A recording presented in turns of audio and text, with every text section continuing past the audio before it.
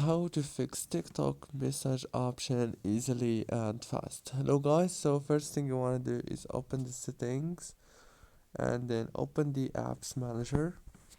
Go to the apps like this and then go into the TikTok app and go to the option here, it's called force stop, and then go to the notifications management. Scroll until you find direct messages, click on it and then make sure to enable all the options right here.